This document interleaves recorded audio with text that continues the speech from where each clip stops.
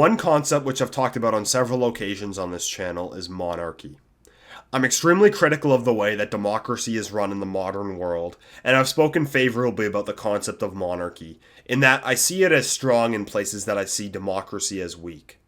In this video, I'd like to make some clarifications on my views in regards to monarchy, and what can we learn from the idea of monarchism.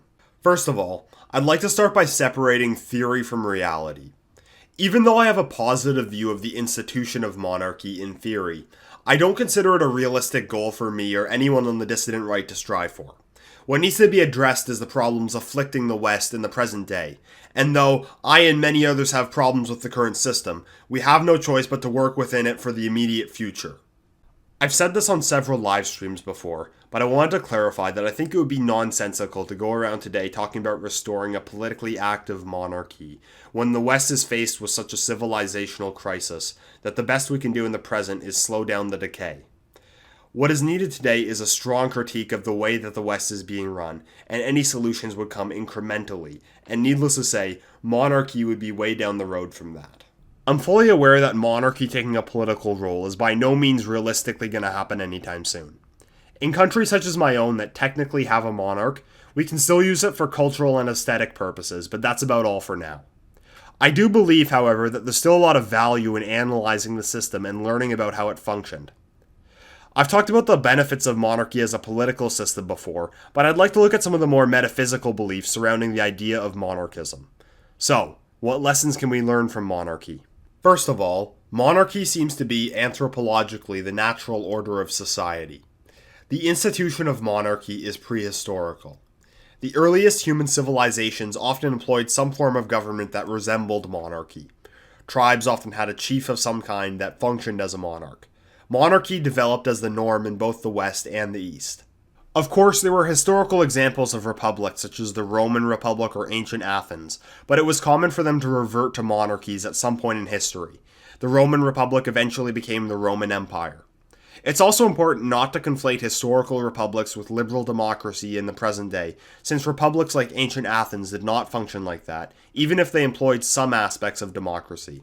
I tend to favor societal structures that coincide with human nature, and monarchy seems to be the form of rule that naturally develops.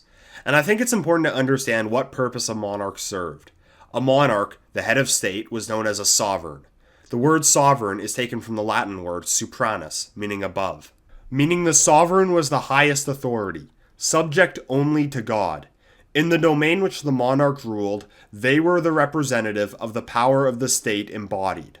And this sovereignty was hereditary. Just like in nature, a parent raises an heir and makes it their life goal to make the world a better place for their posterity. A monarch, the embodiment of authority in society, passes that sovereignty on to the next generation. And this is where monarchy created stability.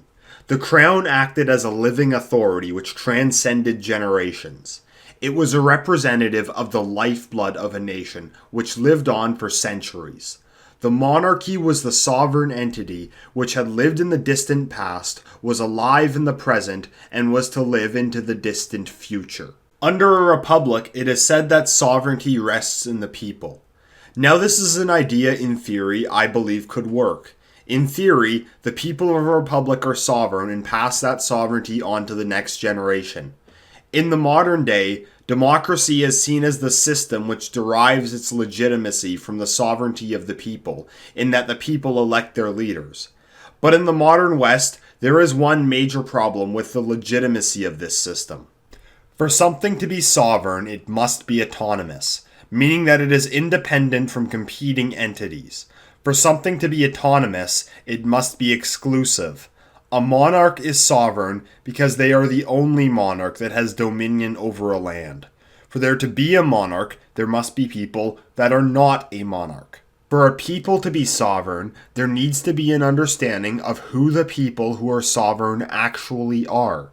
It must be something exclusive, because if a sovereign people could include anyone in the world, well then the people wouldn't really be sovereign at all. For a republic to be autonomous, there must be people in the world who are part of the republic, and people in the world who are not part of the republic.